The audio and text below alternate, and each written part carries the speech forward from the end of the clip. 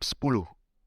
Keesokan paginya, Harvey yang masih mengantuk dan dengan rambut berantakan pergi ke distrik bisnis yang megah di New Hampshire dengan sepeda listriknya.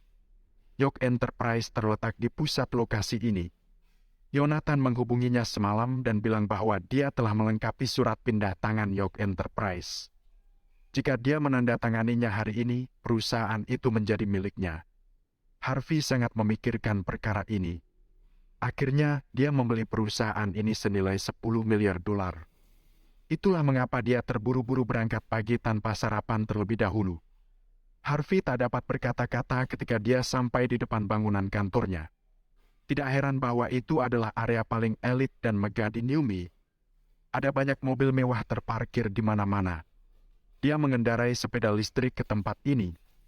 Jika dia seenaknya memarkirnya di sini, akan ada kemungkinan sepedanya diderek. Dia mengendarainya mengitari area dan akhirnya menemukan parkir kosong dekat gerbang. Tiba-tiba dia mendengar decit rem sesaat setelah dia memarkir sepeda listriknya. Lalu ada suara dentuman. Sepedanya terpental karena tersundul oleh mobil Porsche. Sial! Harvey tidak bisa berkata-kata. Sepeda listriknya sangat tidak beruntung. Baterainya baru saja dicuri beberapa hari yang lalu dan sekarang ditabrak oleh Porsche. Bagaimanapun, Porsche adalah mobil mewah. Hanya ada sedikit goresan pada Porsche tersebut. Namun, sepeda listriknya rusak di bagian belakang dan tidak mungkin untuk mengendarainya. Sepeda listrik ini telah bersamaku selama 3 tahun. Harvey ingin menangis. Dia sangat terikat dengan sepeda listrik ini.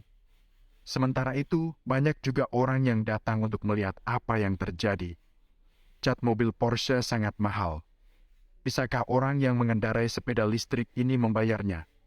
Kendarai sepedamu yang benar. Seorang wanita cantik mendorong pintu Porsche dan berjalan turun, menarik perhatian semua orang. Wow! Orang-orang di sekitar kagum pada kecantikannya. Wanita ini mengenakan pakaian profesional yang sangat bagus dan berjalan dengan sepatu ak tinggi.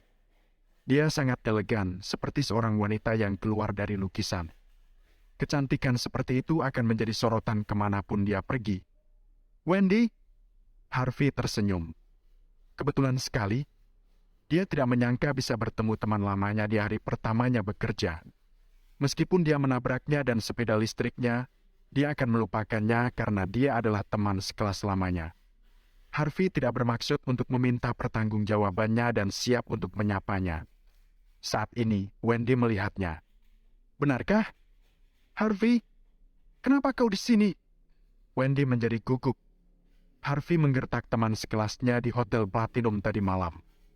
Mengapa dia ada di sini hari ini? Apa dia mengikutinya? Apa dia datang untuk menipu seseorang? Wendy dipenuhi oleh kebencian saat memikirkan hal ini. Dia membeli Porsche ini dengan pinjaman dan menghabiskan lebih dari $700.000. Dia sangat menyayangi mobilnya. Dia tidak pernah berpikir bahwa penipu ulung ini akan menambahkan beberapa goresan lagi hari ini. Dia tidak tahu berapa biaya yang terbuang untuk memperbaikinya. Harvey, kenapa kau melakukan hal-hal buruk? Kau bahkan belajar untuk menipu orang, kata Wendy agresif. Loh, kaulah yang menabrakku, oke? Harvey tampak tidak bisa berkata-kata. Awalnya aku memang ingin membiarkannya karena kita teman sekelas. Kenapa bisa kau bilang aku yang menabraknya? Apa yang terjadi? Pada saat ini, seorang pria kuat parubaya berjalan dengan cepat. Dia adalah kepala keamanan perusahaan. Dia membawa sekelompok penjaga yang mengerikan. Melihat pemandangan ini, kepala keamanan mengenali Wendy dan dengan cepat berkata, Nona Sorrow, apa yang terjadi? Ada desas-desus bahwa Wendy akan dipromosikan ke posisi manajer umum. Oleh karena itu, kepala keamanan sangat ingin menemukan kesempatan untuk memujinya karena memiliki tujuan tanpa malu-malu menjilatinya. Apa kau tidak bisa melihat? Kata Wendy dingin. Kepala keamanan tersenyum dan berkata, Nona Sorrow, yakinlah saya akan menanganinya. Dia berjalan ke arah Harvey saat bicara. Dia menendang sepeda listrik dan berteriak, Siapa kau? Kau tidak tahu ini tempat parkir eksklusif York Enterprise. Kau tidak diizinkan untuk memarkir sepeda listrik di sini. Oh, bagus sekali. Siapa yang membuat aturan ini? Harvey berkata dengan dingin. Dia tidak marah pada awalnya, tetapi ketika dia melihat seseorang menendang sepeda listriknya, dia tidak bisa menahannya.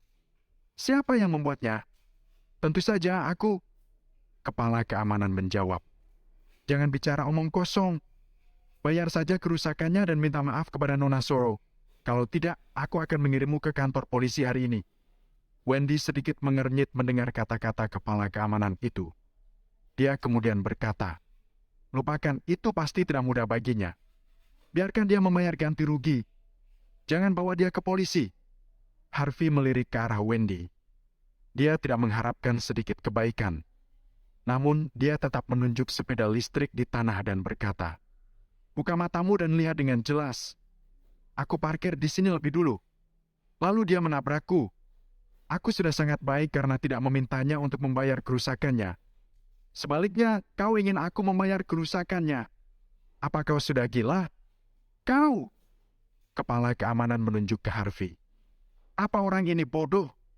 Nona Sorrel telah memutuskan untuk tidak memanggil polisi, tetapi kau masih bersikeras untuk dia membayar ganti rugi kepadamu. Siapa yang mau mengendarai Porsche lalu menabrak sebuah sepeda listrik? Dia penuh amarah. Perhatikan baik-baik, ini adalah tempat parkir pribadi perusahaan kita. Orang luar tidak diizinkan parkir di sini. Oh, kebetulan sekali. Aku juga bekerja di perusahaan ini. Harvey mengangkat bahu. Lalu kau berani menyinggung Nona Sorrel? Dia bisa dengan mudah membuatmu kehilangan pekerjaan hanya dengan satu kalimat. Kepala keamanan memandang Harvey dengan sedih. Anak ini sangat miskin. Pakaiannya dibeli dari warung-warung di pinggir jalan. Dia mengendarai sepeda listrik untuk bekerja. Dia pasti tukang bersih-bersih, bukan? Jika dia mengganggu Nona Sorrel, aku takut dia bahkan tidak perlu mencuci toilet, kan? Siapa ini? Mengapa aku belum pernah melihatnya sebelumnya? Tidak takutkah dia menyenggol Nona Sorrel? Ya, kita semua berada di pihak yang sama. Mengapa harus buat masalah? Mungkin dia hanya ingin cari perhatian Nona Sorrel. Sungguh masuk akal. Dia memang seorang kadal yang mau mengelabui. Apa dia tidak berkaca? Dia mengenakan pakaian murah. Apa yang ada di pikirannya? Harvey terdiam. Beberapa pegawai yang melewati di pinggir jalan berbisik-bisik tentang Harvey saat itu. Wendy heran dan berkata, benar kau bekerja di sini? Siapa yang merekrutmu? Mengapa aku tidak tahu? Dengan sikapmu yang seperti ini, siapapun yang merekrutmu, aku memutuskan untuk memecatmu. Kau tidak perlu membayar kerugian padaku karena kerusakan ini. Pergi saja dengan sepeda listrik bututmu itu. Kau sungguh memintaku pergi? Harvey tertawa. Bagaimana bisa seorang bawahan meminta atasannya pergi? Kau tidak mengerti juga. Aku menyuruhmu pergi dari sini. Tidak peduli siapapun yang merekrutmu, aku tidak peduli bagaimana latar belakangmu. Intinya, pergi dari sini sekarang juga. Wendy kesal tak tertahankan. Dia mengambil sejumlah uang dari tasnya setelah mengatakan itu dan melemparnya ke tanah. Dia berucap kejam. Kau masih tidak mau pergi? Kau ingin uang, kan? Ambil uang ini dan pergi. Di saat itu terdengar klakson yang memekakan telinga, semua pegawai yang berkumpul di sana pun bubar, karena sebuah Bentley berhenti tepat di tempat parkir presiden. Kemudian, seorang wanita berusia sekitar 20-an awal, mengenakan kemeja putih, celana kulit halus, dan rambut yang dikuncir kuda dengan cepat berjalan ke bawah sambil memegang kantong. Penampilannya hampir sama dengan Wendy, tapi temperamennya tidak bisa dibandingkan dengan Wendy. Dia bahkan tidak melihat orang lain dan dengan cepat berjalan ke arah Harvey. Dia membungkuk 90 derajat dan berkata, maafkan saya, Tuan Yok. Ada macet di jalan, karena itu saya terlambat. Harvey memandang kecantikannya dan mengingat-ingat bahwa dia adalah Yvonne Xavier. Dia pernah menjadi bawahannya ketika dia masih di Yok. Dia tidak pernah mengira dia telah menjadi sekretaris presiden Yok Enterprise. Lama tidak bertemu. Harvey mengangguk. Nona Xavier, kurasa kau salah paham. Saat ini Wendy melangkah maju. Wajah cantiknya penuh amarah. Semua orang tahu siapa presiden itu. Kau tidak bisa begitu saja memanggil tukang bersih-bersih seperti itu. Tukang bersih-bersih. Yvonne memandang Harvey dengan hati-hati. Dia melihat wajahnya tanpa ekspresi. Dia kemudian berbalik untuk melihat Wendy dengan dingin. Nona Soro, buka matamu dan dengarkan baik-baik. Mulai hari ini presiden baru kita, Tuan Yok. Apa? Semua orang kaget, terutama kepala keamanan. Dia merasa kakinya telah lumer. Dia menendang mobil presiden ini. Apa maksudmu? Mustahil. Wendy menggigit bibir tipisnya. Orang ini bernama Harvey. Ya, tapi dia adalah teman kuliahku. Aku tahu apa yang dia lakukan. Bagaimana bisa dia menjadi presiden kita? Wendy merasa sangat bingung. Bagaimana seorang presiden bisa menjadi menantu yang menumpang hidup? Bagaimana seorang presiden bisa bekerja dengan pakaian seperti ini? Dan lagi, dia kedapatan sedang melakukan tipuan di Hotel Platinum kemarin. Orang seperti Harvey, bahkan jika dia mengenakan jubah naga, tidak akan terlihat seperti seorang pangeran. Kau, sebagai manajer, tidak punya hak untuk memutuskan apakah dia presiden atau bukan, kata Evan lantang. Evan mengucapkan kata itu menegaskan manajer cukup keras. Baru-baru ini ada rumor bahwa Wendy akan dipromosikan menjadi manajer umum. Banyak orang menyanjungnya, tapi sekarang hening. Saat ini Wendy tidak bisa memikirkan apapun. Wajah cantiknya pucat. Dia merasa bahkan tumitnya melemah. Dia sama sekali tidak berani menatap Harvey. Dia adalah individu yang berkinerja tinggi dan memiliki banyak koneksi di York Enterprise. Dia bahkan akan dipromosikan menjadi manajer umum. Namun, dia ingin memecat presiden hari ini. Dia bahkan melemparkan setumpuk uang ke tanah kepadanya. Tuan, yuk, aku tidak bermaksud begitu. Setelah sekian lama, Wendy berjalan ke arah Harvey dan berkata dengan gemetar, ambil uangnya. Mungkin ini akan menjadi biaya hidupmu di masa depan. Harvey berkata dengan dingin. Wendy gemetar, dia tidak berani menjawab. Harvey mengabaikannya dan menatap kepala keamanan itu. Sementara itu, kepala keamanan tercengang dan wajahnya muram. Kau dipecat. Harvey berbicara dengan tenang, berbalik dan masuk ke perusahaan. Sekelompok orang mengikutinya. Banyak karyawan yang membicarakannya. York Enterprise adalah perusahaan besar dengan hampir 5.000 karyawan. Hanya sedikit orang yang tahu tentang pergantian presiden secara tiba-tiba. Setelah membuat keributan seperti itu, sekarang seluruh perusahaan tahu tentang itu. Banyak karyawan yang membungkuk padanya sambil menyapa di sepanjang jalan. Namun tidak ada yang berani memandang Harvey sama sekali. Don juga membungkuk di antara kerumunan. Dia mengangkat kepalanya dan menatap punggung Harvey. Dia sebentar membeku, merasa sedikit mengenalnya, tapi dia tidak bisa mengingat punggung siapa ini. Kantor presiden berada di lantai atas gedung kantor dan menempati seluruh lantai. Ruangan itu telah direnovasi dalam semalam sesuai dengan kebiasaan Harvey di masa lalu. Harvey duduk di kursi presiden dengan santai merasa asing. Dia hanya bisa mengakui bahwa Yonathan pandai dalam hal ini. Bahkan penataannya pun dilakukan dengan rapi, membuatnya merasa nyaman membayar 10 miliar untuk semuanya. Wendy juga berdiri di kantor dengan ekspresi khawatir di samping Harvey dan Evan. Evan mengabaikannya dan mengeluarkan beberapa dokumen. Dia meletakkannya di depan Harvey dan berkata, Tuan Yok, dokumennya ada di sini. Perusahaan akan menjadi milik Anda mulai hari ini dan seterusnya. Harvey memeriksa dokumen dengan seksama untuk memastikan tidak ada celah dalam kontrak dan menandatanganinya. Evan mengeluarkan folder lain dan berkata, Tuan Yok, ini adalah beberapa proyek besar di tahun lalu serta investasi yang baru saja direncanakan. Selain itu, ini adalah calon yang akan segera dipromosikan. Silakan lihat baik-baik. Aku tidak perlu memeriksanya. Batalkan saja semua investasi yang direncanakan sebelumnya dan beritahu mitra bahwa presiden telah berubah. Harvey berkata dengan gamblang. Satu kalimatnya telah memutuskan hidup dan mati banyak keluarga di Nyumhi. Dan juga umumkan kepada publik bahwa perusahaan akan menambah 5 miliar dolar untuk berinvestasi dalam proyek terbaik di Nyumhi. Soal promosinya tahan dulu. Tunggu sampai aku mengenal semua orang. Baik, Tuan. Evan tidak berani berbicara omong kosong dan segera keluar dari ruangan. Boom! Terasa pukulan bagi Wendy yang berdiri di sudut. Dia tahu bahwa promosinya telah hancur hanya karena dia mengucapkan kalimat sederhana. Selain itu, beberapa investasinya yang sebelumnya telah disepakati ditolak sekaligus.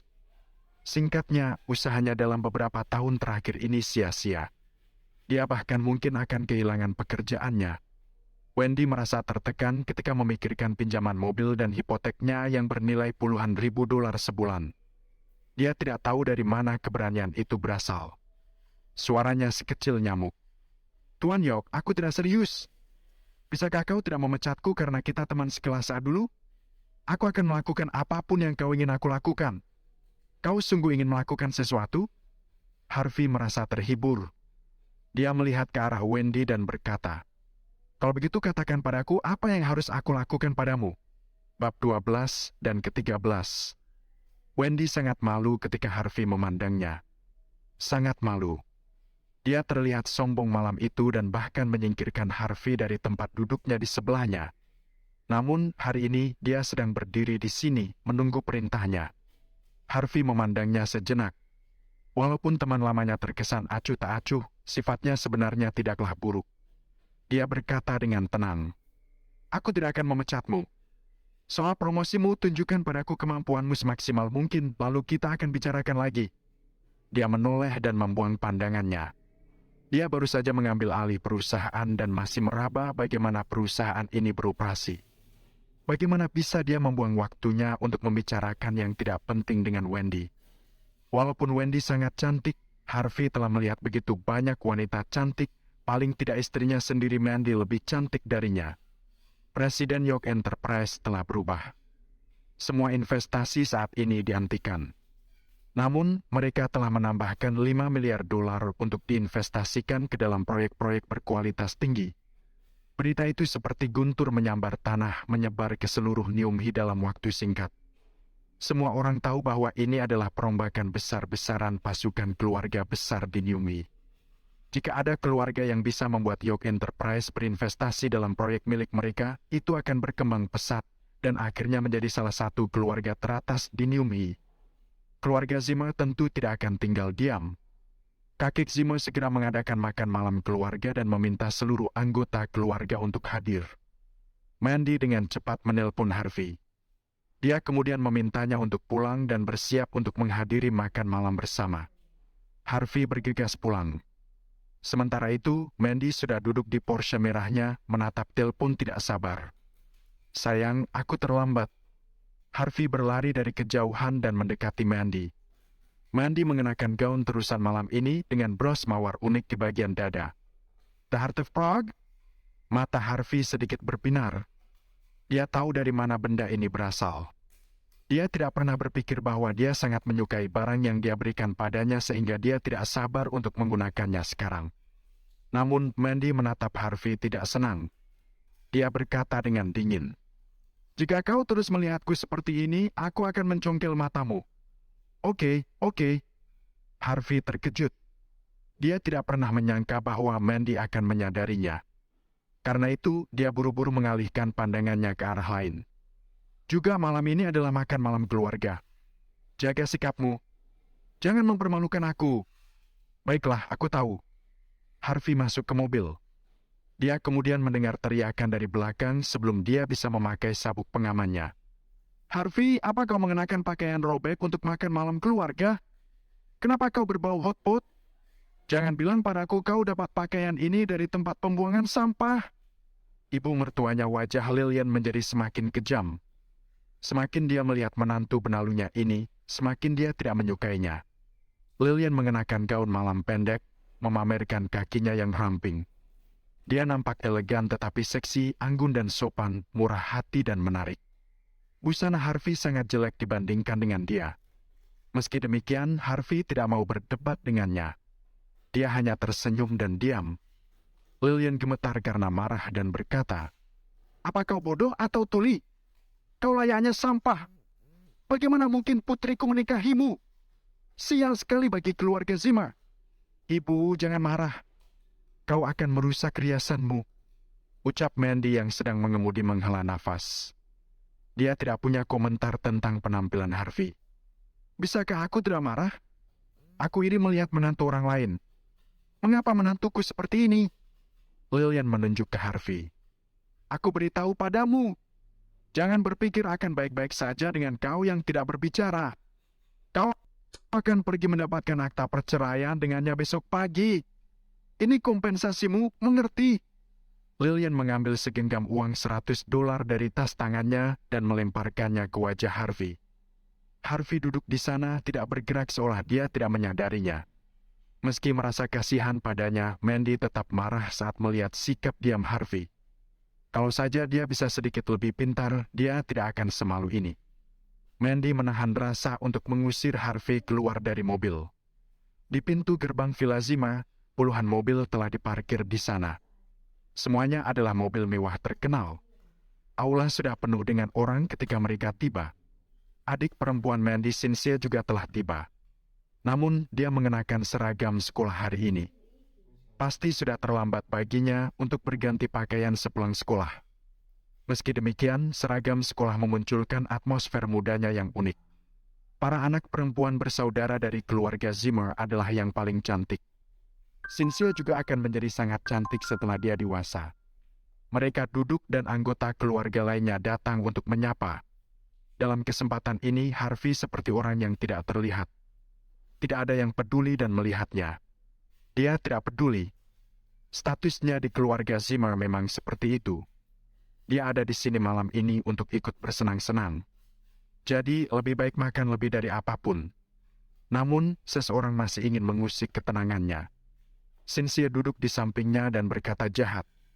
Pecundang, kau tahu mulai besok kau harus keluar dari keluarga Zimmer.